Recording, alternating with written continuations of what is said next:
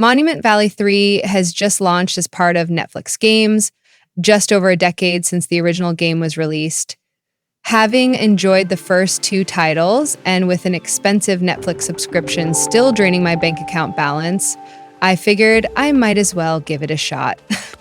After finishing the game a few hours later, I was pretty torn. Sure, it's a gorgeous and wonderful game that you should play if you have Netflix, but I couldn't help but feel disappointed. It presented so few new ideas compared to the now decade-old original, and the one modernization it does make is unlikely to make a difference.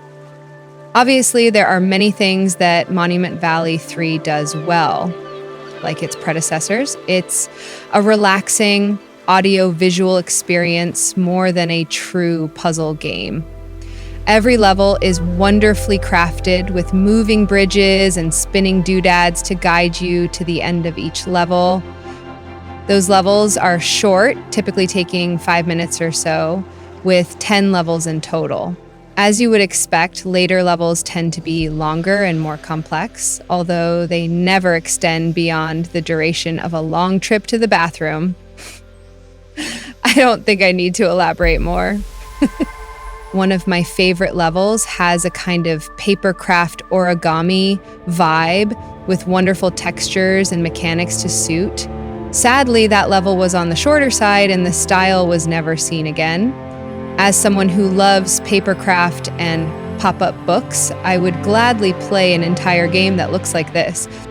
Another new addition makes an appearance early on. A boat! The adorable little guy accompanies you on your adventure, which is based around a lighthouse at sea. The boat doesn't have many real gameplay implications, but you can move it around freely to get from island to island. Once you beat the game, you can also explore the area around the lighthouse, but again, unfortunately, that lack of freedom is representative of the game as a whole. When the first Monument Valley came out, it was an artistic force in the mobile gaming space. There was nothing quite like it, and the game was just so damn beautiful that it won countless awards. It sold more than 25 million copies, which is incredible for a premium mobile title.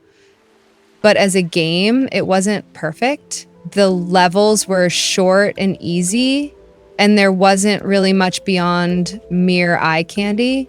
And that remains the case in Monument Valley 3. The levels might be more complex or have more moving parts, but there's still only one solution. You always have to go from point A to point B in the intended manner, with no alternative ways to solve problems. Even the boat sections, which would be a perfect way to explore ruins, even if just in passing, shoehorn you toward the next puzzle or objective. In 2014, the limitations of the platform made that decision understandable. The mobile gaming market was still finding its footing, and more expansive open-world games were still mostly locked to PC or console hardware. But now, devices are far more powerful, and there should be a way to incorporate exploration without sacrificing artistic integrity. Maybe there are alternate versions of certain levels. Maybe the second time you play through, there are collectibles to serve as an extra challenge. Maybe add some interactive elements unrelated to solving the puzzle, like birds or rubble that falls. If you can't tell, I'm desperate for an excuse to spend more time in this beautiful world that developer used to has made beyond setting screenshots as my phone background. The other big change in Monument Valley 3 is the shift to a more robust live service model. There isn't a battle pass or any addictive gameplay loops, but seasonal content will be released over time. The first is slated for April 2025, with 3 more planned throughout the year.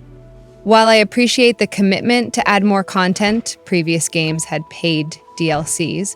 After all, the slow drip of levels doesn't feel like enough. An hour of new content every 3 months is woefully under-equipped to compete with most mobile live service games that pump out limited time events every week. For what it's worth, Netflix has also added the previous 2 games to its catalog, so if you're new to the series, you've got a few more hours of wonder to play through. starting from the beginning will show the artistic growth of the studio, but considering it's been 10 years, little else has evolved. Time will tell whether the added content improves on core gameplay mechanics in any significant way, but for me, I've already moved on. I enjoyed the short trip back to 2014, but I'm headed back to cozy games with a bit more meat on the bones.